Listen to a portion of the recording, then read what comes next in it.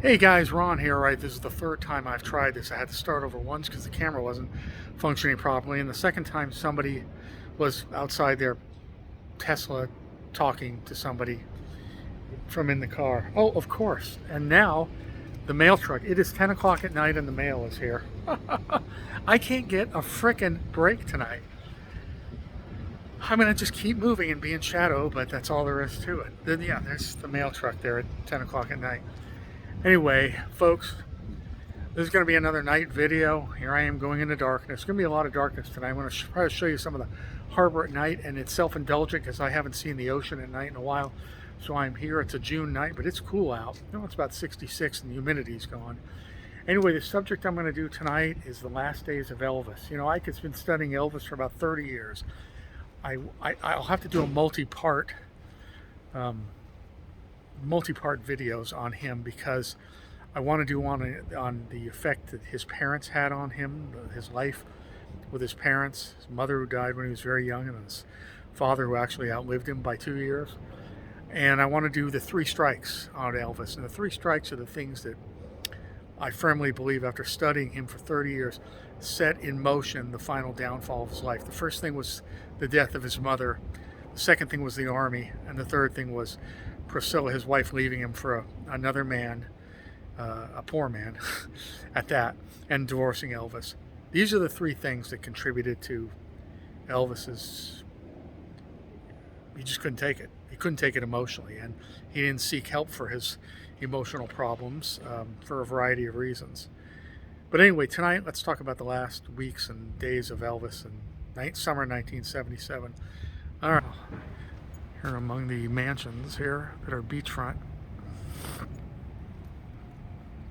Okay, so let's flash to 1977. Elvis was, well, let me say one thing first. A lot of my sources come from the best sources for Elvis history. The people who knew him the best in the world, really the only people who knew him. I shouldn't say the only people, because Linda Thompson was with him for 5 years. Priscilla was with him for many years.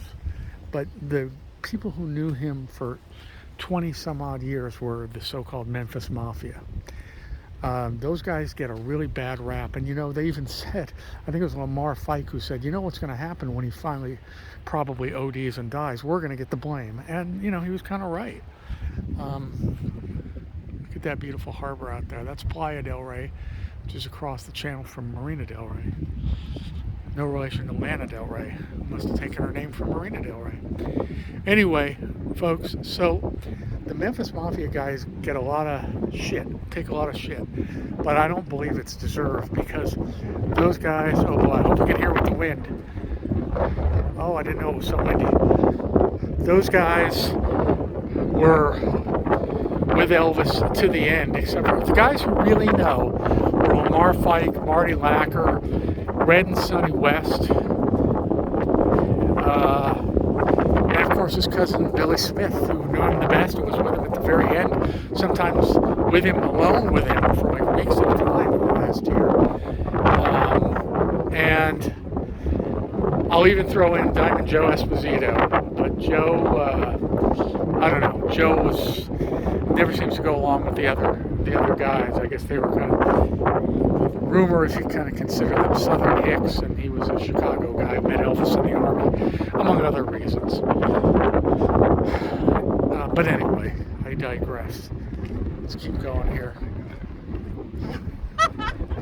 Whoa. Okay. That's the smoking weed laugh, by the way. Real loud laughing. It's being high. Just my opinion. I know people laugh when they're not high, but a lot of people really laugh and giggle when they're high or drunk. Loudly, too. Just my opinion. Oh, I hope you can hear above this wind. Let's talk about the last days with Elvis. So, Elvis was approached by Priscilla in 1972. She told him that she had met another man and she was leaving. Elvis, of course, was completely devastated by this. And, you know, some of the guys said, I thought that's what you wanted. And she said, you know, yeah, not like this. Anyway, going back to my sources being the guys, Billy Smith, Elvis's cousin, has a has a YouTube video. Let me start again. It's the wind. Billy Smith has a YouTube channel, and you check it out. He talks about Elvis, and you know, he was a teenager when Elvis first got famous, but then he got more and more into the fold, and by the end, Elvis really wanted family with him. Elvis was, you know, my opinion is, if Elvis would have done a series of things, he probably would have lived to a ripe old age. Although he told Lamar Fike, he said, Lamar, I'll never be an old man. I think if Elvis would have lost the weight, gone to detox and rehab, sought psychological or psychiatric help, got rid of the Colonel and toured the world like he wanted to, and done other projects the Colonel wouldn't let him, and of course gotten rid of Ginger Alden and got a girlfriend or a wife closer to his age who really loved him. He had everything against him in the end, and by 1977, he was bored of touring Las Vegas. His weight had obviously blown way up. Part of it was the food he was consuming, and part of it was the immense amount of downers he was taking. And those were all contributing to some of his health issues, his heart, his blood pressure, his cholesterol, and his weight. The downers, and of course the food was catching up with him. Elvis didn't drink, and he had absolute contempt for people who did illicit drugs. But pills, prescription pills, Elvis was in a huge denial, and he told himself that my doctor prescribes them, I need them. When the guys would get, and here's, by the way, when the guys got with Elvis, just some of them just before Elvis in the Army, and some of them just after, and some of them during, you had to adopt Elvis's lifestyle. So when Elvis, you know, he was doing the movies throughout the 60s, but when his life changed, let's watch his helicopter go over.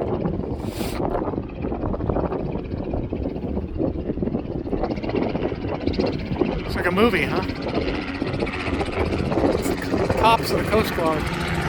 When Elvis decided he was going to switch his schedule around, sleep during the day and be up all night, the guys followed suit. When he decided that he was going to take pills to sleep, take pills to wake up, the guys followed suit. Everybody had to do what Elvis was doing. Elvis in the 60s said, let's try these mohair suits for a while. They started wearing mohair suits. That's why they got nicknamed the Memphis Mafia. The guys were obedient to Elvis because it was a great gig. Not that they made a lot of money, but the fact they didn't make much money at all, but they wanted to be around Elvis. They also loved him and wanted to protect him.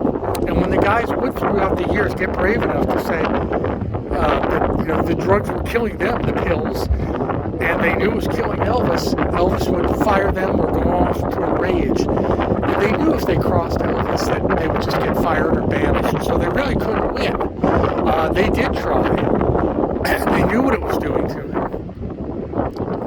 Supposedly even Colonel got involved and tried at the end, but I don't know if I believe that, because he always said he didn't want to get involved with Elvis's personal life, but he saw the end was coming. So Elvis, by 1977, he was with a great girlfriend named Linda Thompson, who later, I believe, went on to marry Bruce Jenner and David Foster. Were they married? The composer.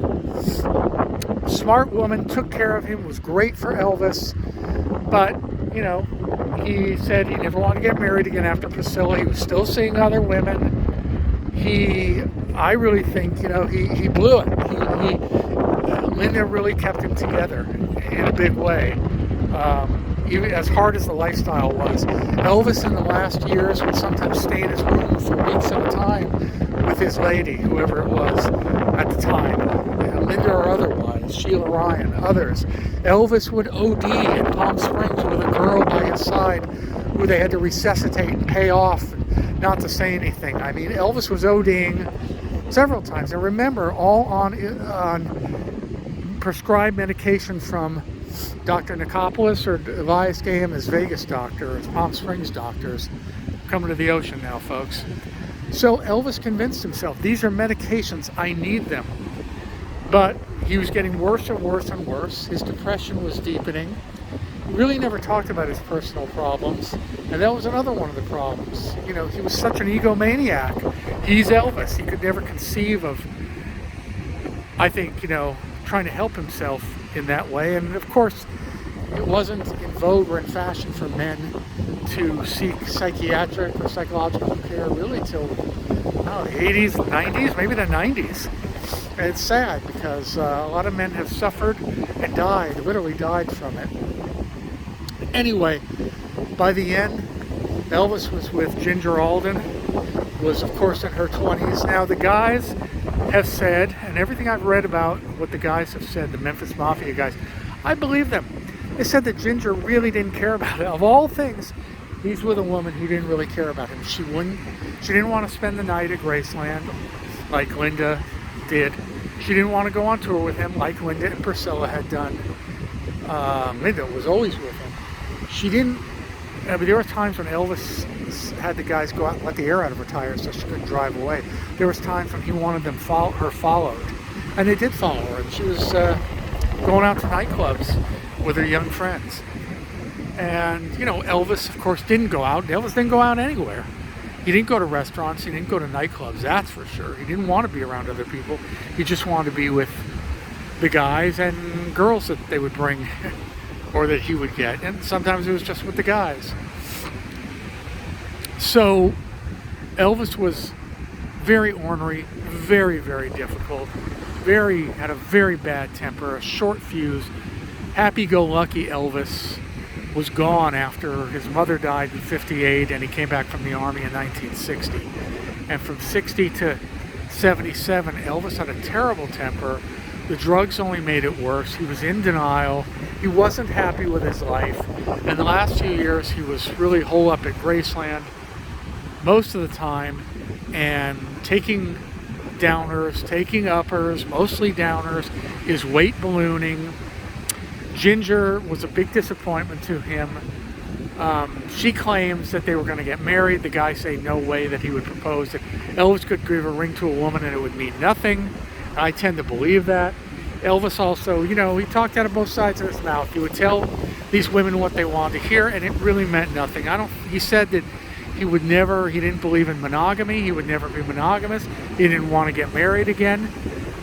And famously, I think it was Lamar Fike who said to him, "Why don't you get a woman your own age, Elvis? What do you have in common with a 23-year-old? And he said, what am I going to do with a 42-year-old woman? Or what's a 42-year-old woman going to do for me? See, this was it. This was a guy who could get anything he wanted. And then when he finally did, like Ginger, she didn't really want him. In fact, the guys believe that when Ginger discovered Elvis dead in the bathroom, she first called her contact at the National Enquirer, got all made up, perfumed and dressed before she alerted anybody, and they have evidence to that. And you know, who knows? So she'd get the rights to the story. Anyway, so Elvis in his last days was he was very unhappy in his career. The wannabe police officer or drug enforcement officer that he wanted to be, agent, was not really working out. It was ceremonial. It was in name only. Ginger was not into him. It was a disappointment. He thought about having another child, but he wasn't set on Ginger being the mother. Death threats were continuing, although they had dropped off. Part of the reason for Elvis's anger throughout the years and his fears, part of the reason that Elvis learned karate, part of the reason that he had so many guns is he had death threats, and he had threats when he started becoming famous. Guys were so pissed off that their girlfriends wanted, fantasize about Elvis over, Cleo, their boyfriend, that guys would take pot shots at Elvis. And then later in the 60s and 70s, it became death threats. Anyway, he was involved with a shady deal, unbeknownst to him, to buy one of his airplanes. There was a lot of bad stuff going on. Vernon was not in good health. At one point, Vernon had a heart attack and reportedly said, this was you. You did this to me, from all the stress that he caused. Vernon was always upset that Elvis was spending too much money, which he was. Anyway, in the end, Elvis started to separate that last year from the core group. Lamar was gone. Marty was gone. He had hired or taken on his stepmother. Well, after his mother died, Vernon married a woman named Dee Stanley, although they were broken up by this time. But Dee had two sons, so Elvis's stepbrothers, Rick and David Stanley, and they came to work for Elvis, and they're the ones that dispensed the drugs to him 3 times a day in these little foils, and they called them attack packs. Attack pack 1, attack pack 2, and 3. And they speculate that he took attack pack 3 and attack pack 2 too closely together on an empty stomach with codeine from the dentist in his system the very night that he died. And I believe that's highly possible. So the last days of Elvis, he was very depressed. He was hoping to make the tour that they were about to go on. But you know, Colonel was booking him in these podunk towns because he knew Elvis was sometimes slurring his words. He was going on rants, and he was looking badly, very heavy. The only thing he retained was his voice. But what made everything worse was 6 months to a year earlier, through his father, he fired Red and Sonny West. I mean, Red was his ultimate protector. In fact, when Priscilla was leaving Elvis for Mike Stone 5 years earlier, Elvis went into a real nervous breakdown many times. One night, even though he was already with Linda, they say he was literally so stoned he was trying to crawl the walls and saying how miserable he was and how Mike Stone was destroying his life and his family, and what would Lisa Marie think. And he put a shotgun in Sonny West's hands and said, "You've got to do this for me. You've got to kill Mike Stone. You've got to kill him." In fact, he told them to hire somebody to do it if they wouldn't do it. And Red West actually got in touch with the Mafia, and purportedly they said, you know, for Elvis, we'll do it for free, because everybody admired Elvis.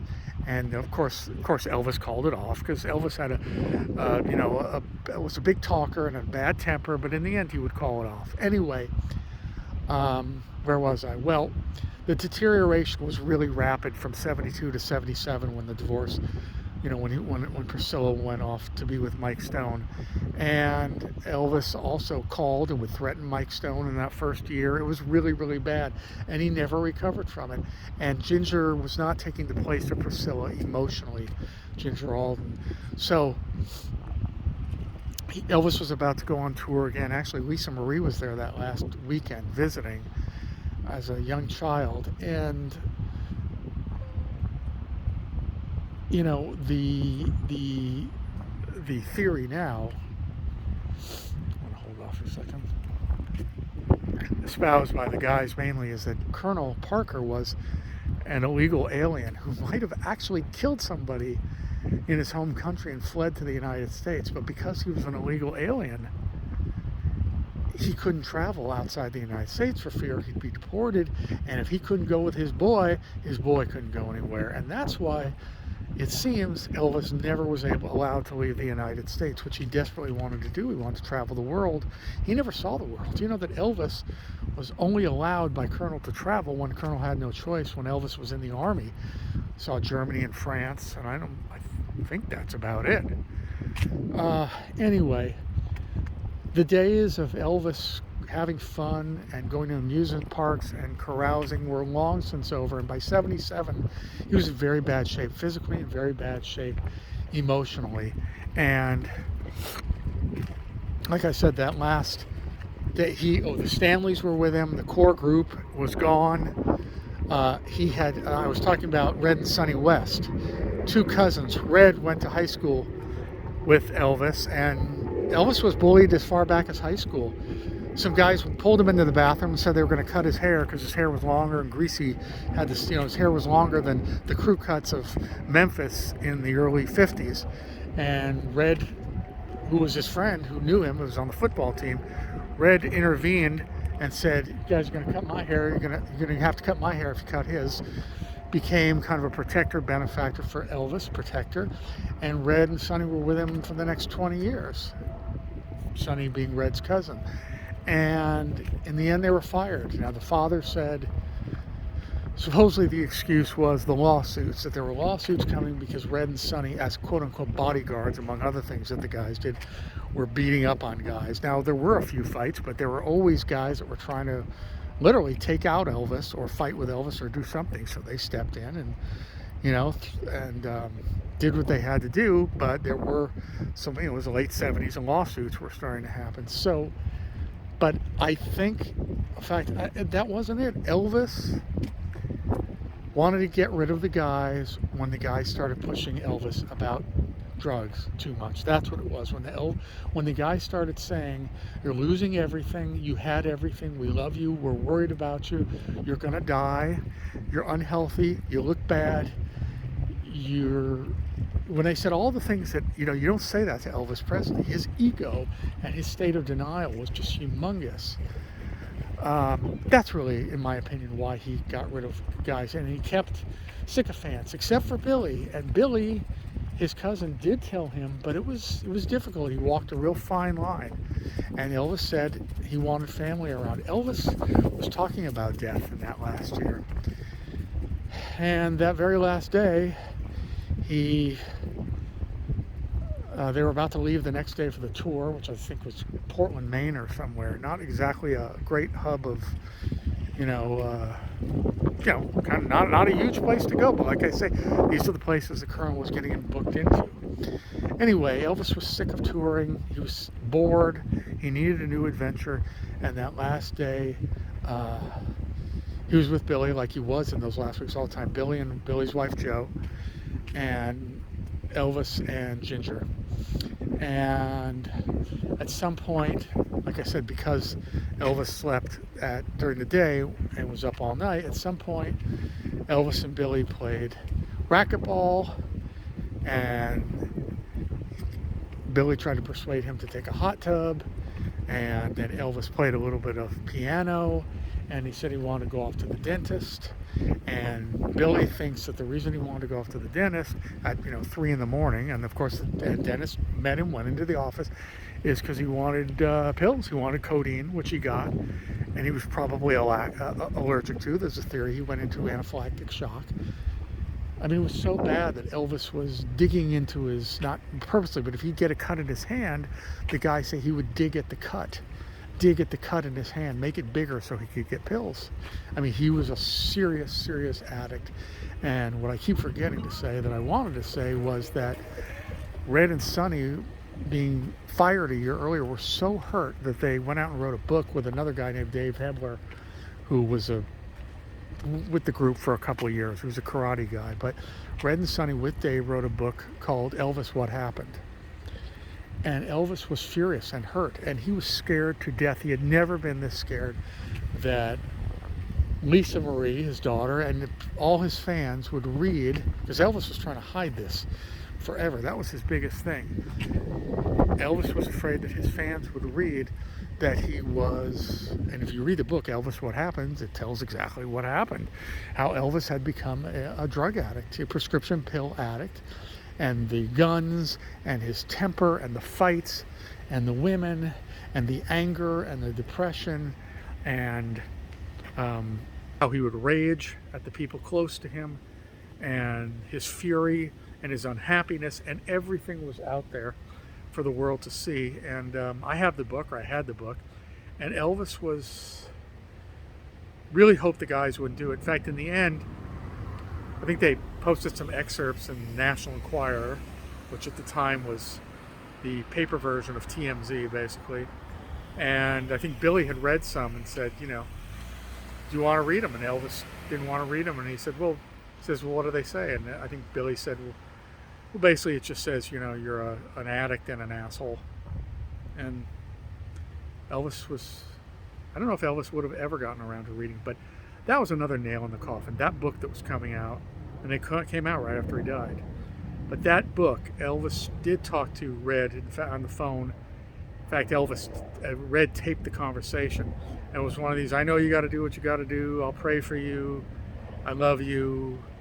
But Red and Sonny felt that they were let go after 20 years. It's true, with about a week's severance pay. And he didn't do it himself. Of course, he had his father do it. Elvis did. So a lot of changes were coming to Elvis, and I think he was at a breaking point. And there are many what ifs. You know, if he didn't see, that's another reason it just occurred to me. Linda, the guys say, Linda Thompson never would have let Elvis go into that bathroom and just say, well, don't fall asleep, honey, don't, while you're reading your book in there. They said she would have been by his side watching him. She watched him sleep. Women had to watch him sleep, watch him wake up for fear that he would OD or choke on his food or God knows what. These downers were just taking the life from him, literally. So, you know, if Ginger had checked on him, if Ginger had persuaded him not to go in that bathroom alone, who knows? But like I said, the theory is he took that Attack Pack 3, which was a bunch of pills, and also, you know, sleeping pills and whatever else he had in them, the codeine from the dentist that night, and was on an empty stomach. And he probably realized, I think it was Lamar who said, he probably said, oh shit, when he took them and when the pills hit him, realizing he hadn't eaten enough and codeine, and he collapsed. And it appears that he was crawling in that thick shag rug. Elvis did not die right away. He was gasping for air, and the way that the blood had pooled on one side, and he was trying to, you know, his tongue was hanging. It was a horrible, and it was a bad death. He was suffocating. Maybe it was anaphylactic shock. Maybe it was other things associated with an OD. I don't think we'll ever know, because the autopsy was, you know, botched. I mean, Elvis was so powerful, even the estate, that they said it was a heart attack, which is, of course, just nonsense. If it was a heart attack, that was a byproduct of an OD. So Elvis's last weeks and months were filled with a person who was depressed about a woman that he was with that didn't love him. He didn't particularly love her, although he wanted to be in love, and he certainly wanted to be loved. His manager he was really wanting to get rid of Colonel Parker. He wanted to travel the world. It wasn't happening. He wanted new challenges, and they weren't happening. He wanted to lose weight desperately. If the guys ever said anything about his weight, oh man, did he go off. He wanted to kick the drugs, but his ego, in fact, was such that he couldn't say, I can't do it. He just said, I need him, and I need him. Some of the guys say he discussed death. Some of the guys say he discussed faking his death. And I won't go into that, because for a while I read the books. I said, is it possible? He discussed, you know, he says, I got a guy all set to, a guy who's terminal. I'm paying off his family, and when he dies, he's going to go in the coffin. He's going to get set up to look like me, and everybody will think it's me. And one of the guys actually did talk to a guy on the phone who didn't reveal his identity, but it's crazy, right? But Elvis was in a very bad way, a bad state, emotionally and physically. And August 16th, it took its toll. And you know, it wasn't the first time. Like I said, Elvis had OD'd and almost died before. If somebody had been with him, you know, Ginger, I guess, wanted to sleep. If Ginger had been with him, or one of the guys who had been with him, he probably would have lived through that incident. But maybe it would have happened another time. Who knows? Anyway, folks, those were the last days and weeks of Elvis Presley. I have so much to say about Elvis, who was a tortured soul and deserved so much better and should have helped himself. Instead, he hurt himself. He killed himself, not literally, but in effect. And I'll do all their videos on Elvis, too, because he was one of the most fascinating men who ever lived.